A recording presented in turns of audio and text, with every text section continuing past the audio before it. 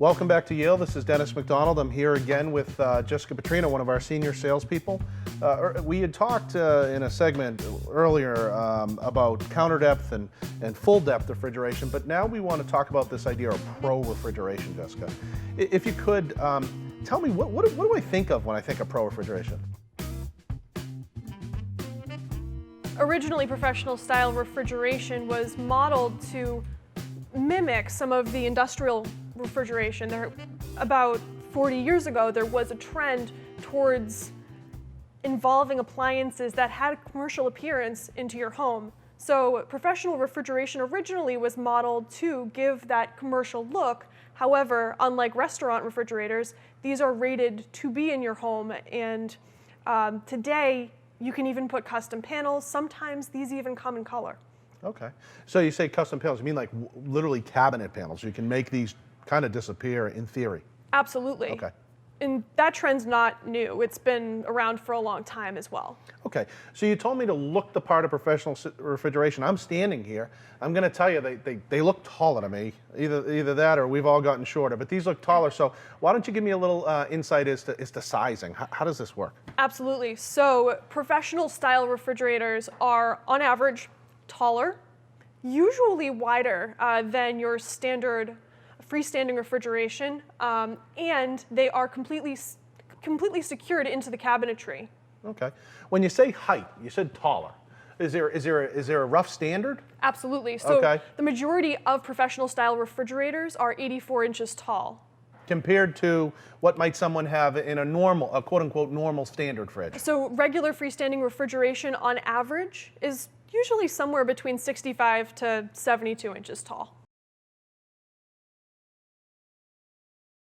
These both look like built-in. They look like professional refrigerators, obviously when they're there, but they look a little bit different. One looks slightly more flush than the other. I mean, what am I picking up there? Absolutely. So in the past, what was available in the industry was what's called built-in refrigeration. Built-in refrigeration is secured into the cabinetry. However, if you could see here, the door and handles do protrude from the cabinet, whereas with integrated refrigeration, the door and handles look flush with the cabinetry.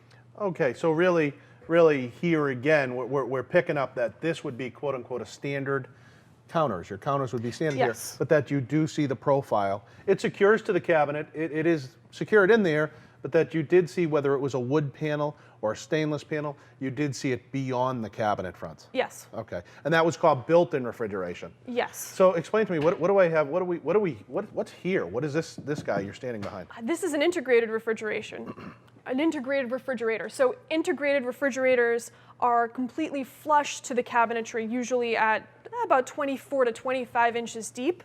This is really a great trend, especially in the design community, because refrigerators that are covered in custom panels especially can be completely seamless in the kitchen design.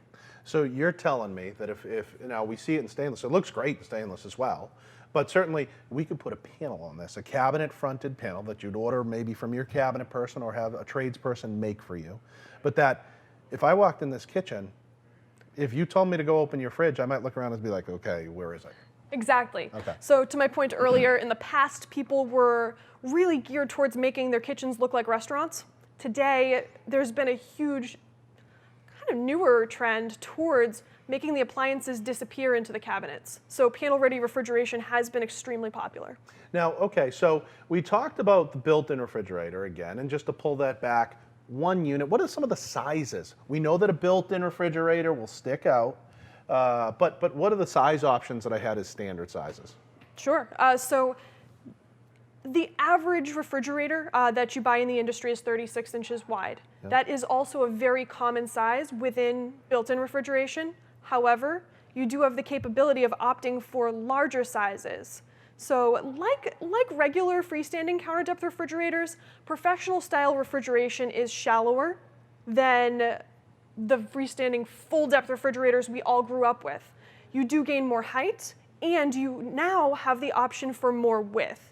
So you can purchase built-in refrigeration at 36 42, 48.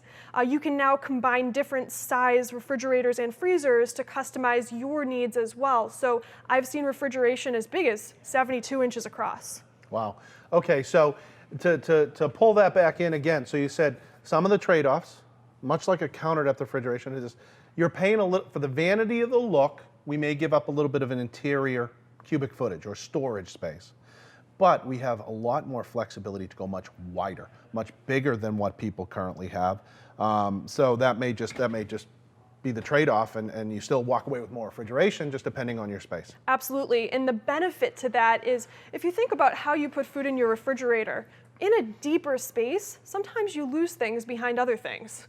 And so this way, with more height and more width, you are far less likely to lose that old Tupperware behind your other things because you have a lot better visualization of the interior of your refrigerator. Yeah, it makes sense to me. I know I was constantly had food buried in the back and say, oh man, they were the leftovers and they had spoiled by then. And so I always really wanted the size, but you know, now myself, even having made the switch, I find that things being close to you at an eyesight that you can see them really is a nice trade-off. Absolutely. So a lot of people have been opting for shallower depth refrigeration, even for that reason alone. And the built-ins give you a lot more flexibility for the width. Okay. So now if you said to me that you said roughly 84 inches in height is a standard when we talk about this whole segment of Pro Refrigeration. There are some variances, but 84 is the weighted average, and the majority are 84. And you've really kind of covered built-in refrigerators that they're going to stick out, and we have some varying width. This looks like one big fridge. Is this actually one fridge? Because this is big. This is really big. This is actually technically two separate units, a separate refrigerator and a separate freezer that are fused together to appear like one giant refrigerator freezer. But technically they do come in two boxes. The benefit to going with separate refrigeration and freezing is you can really customize the sizes to fit your individual needs. For example, if you are a family that uses a lot of fresh food and you really require a lot of fresh food space, perhaps you would prefer to opt for a 30 or a 36-inch width for your refrigerator, but maybe you're not too into freezing food, you don't have much in your freezer right now, you might prefer to choose an 18-inch freezer or a 24-inch freezer. So you don't necessarily have to match the width of your refrigeration and your freezing space. Okay, so you're telling me that in this idea of columns, that's what they call these things? Yes. Columns? Okay. So in this idea of columns, you have the flexibility to really decide. So if you had space restrictions, there's options, I think maybe you said, but I know as small as 18 inches to 24 to 30 to 36. So lots of options to fit a space. Yes. And to really customize about how your family lives. So you're telling me I could order this whole big 36-inch wide unit, all refrigerator. You definitely can. This here is a 36-inch refrigerator. Okay. Another advantage to columns is if you are in a space that is limited, you could technically install your refrigerator and your freezer in different spaces. If you didn't use your freezer often, you could put it in the pantry area and keep a giant refrigerator in your main kitchen if that's what you'd prefer. Yeah, and if now I'm kind of starting to understand what you're saying, I could probably even maybe put panels on that or wood to make it almost not look like a fridge. So it's not like you're walking through a different part of your house that you had this space maybe for a freezer and you feel like, wait a minute, why is there a random freezer in this space? You know, it could actually go and blend into cabinetry but still fit a need for you. Absolutely, you can hide it. Pro Refrigeration, we'd be remiss if we didn't talk about the brand Sub-Zero. So what does Sub-Zero mean to the industry? What do you think about the brand and really where's its place? Sure, so Sub-Zero has been manufacturing refrigeration for over 100 years. They have been in this integrated and built-in refrigeration market for approximately 40 years. They really pioneered the industry. So they were first to market, and today they are still a major player in this built-in refrigeration market. All right, so they're a major player. So what makes a Sub-Zero a Sub-Zero? You said they've pioneered some things. What did they pioneer? Sure, so one thing that makes Sub-Zero different than the majority of other refrigerators offered out there is their sealed system and their separate refrigeration and freezing systems. So refrigerators typically have one compressor and one evaporator. Those pieces are the motor that drives the refrigeration cycle. With a Sub-Zero, you have two compressors and two evaporators so that there is no air transfer between your refrigerator and your freezer. What that does practically for you is, with no air transfer, you're going to have a much more consistent temperature. The benefit of having a more consistent temperature is that there's going to be less fluctuation. Fluctuation in temperature is one of the things that drives food to spoil. So you want to make sure that the temperature is as consistent as possible, and Sub-Zero does a really good job of that. Okay, so again, to make that point, it sounds like every other fridge has one compressor. For the most part. For the most part. And up until the recent, was really cold in the freezer. As you opened your fridge 20 times a day, that compressor would kick on, but you're telling there was air transfer. Really, the motor, the mechanism controlling was taking freezer air and replacing your refrigerator air as you opened your fridge all day long. So it was constantly trying to keep something cool. And now we get back to a Sub-Zero, and they have two compressors, so one's maintaining constant temperature in the freezer, and one is dedicated and constant for the refrigerator.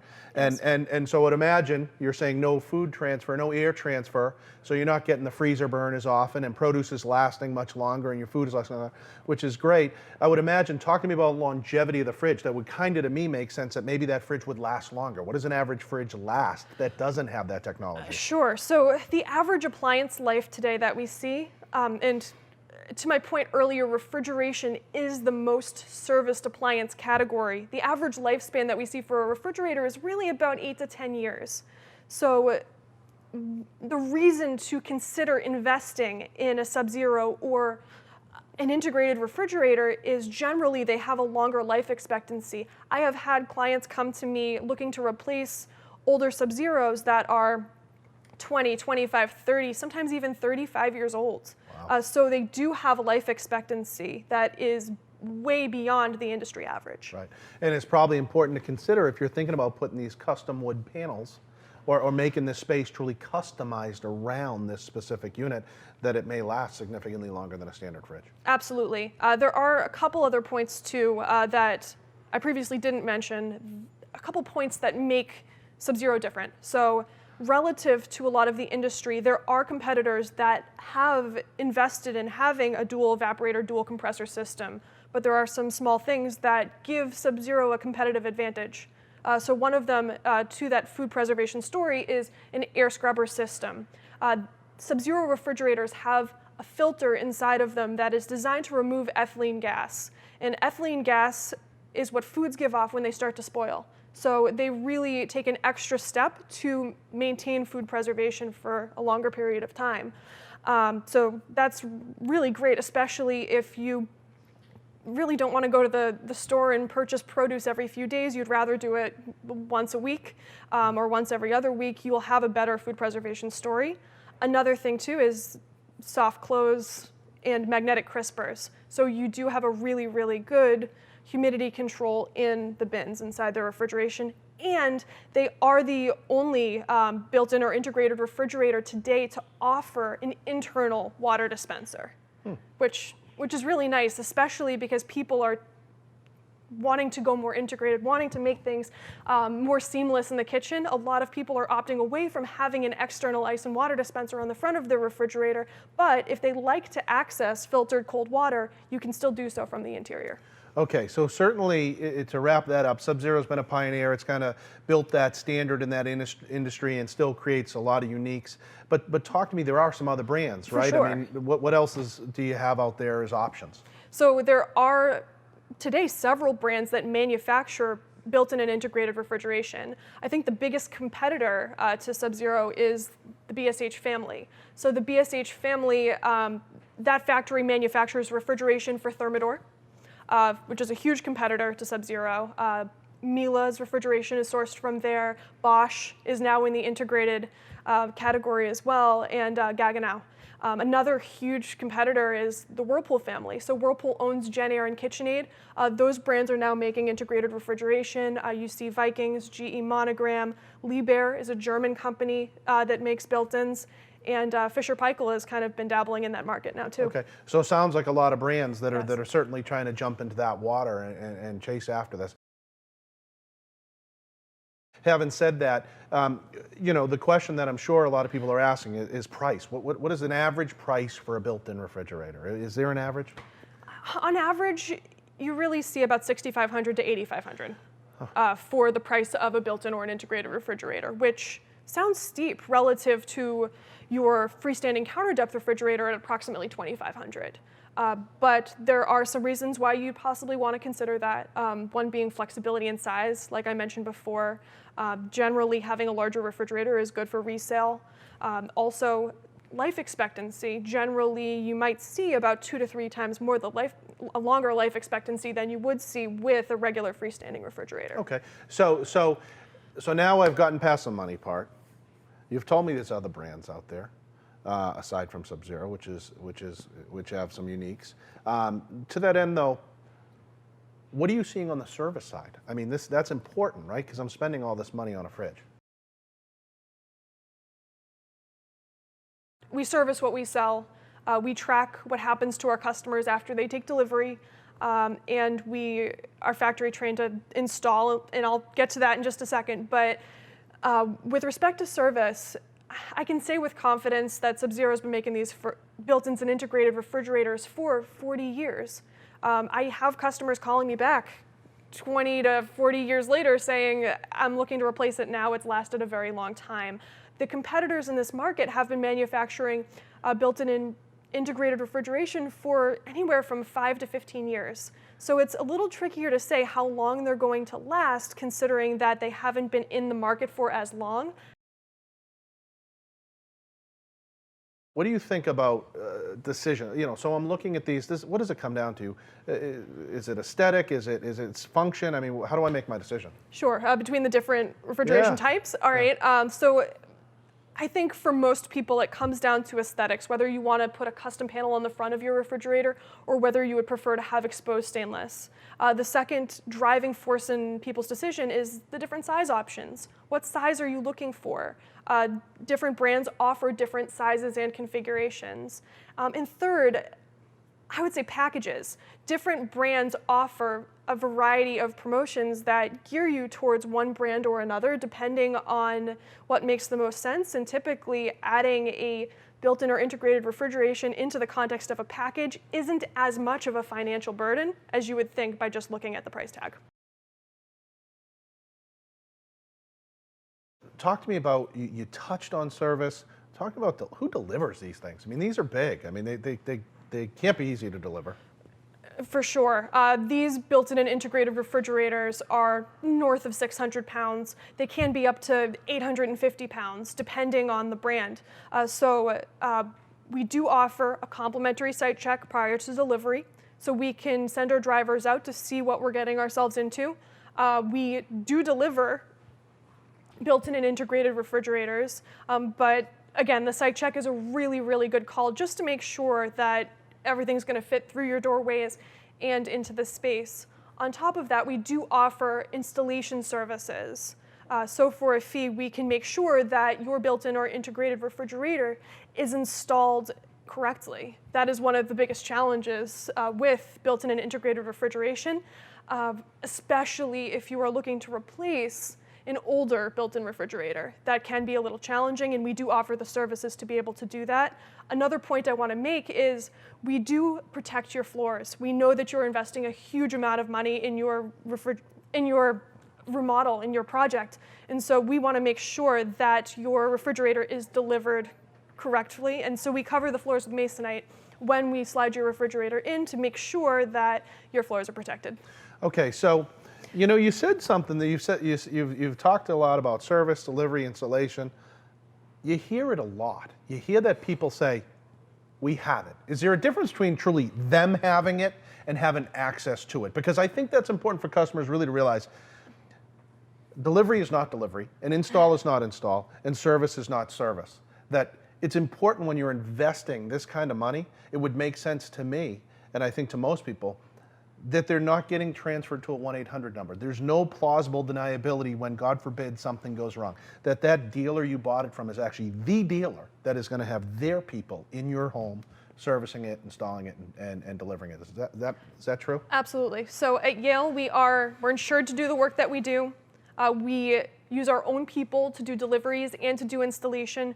We are factory trained and certified to install the appliances that we sell as well. And one of the major advantages with certain brands, some brands will actually increase the manufacturer's warranty by a year if you have a factory certified installer install the appliance. The reason they back that up is because the biggest reason for service problems within the first year with built-in and integrated refrigerators is because of install problems. So the manufacturer wants to ensure that you are investing in the correct people to make sure that the refrigerator is installed right the first time.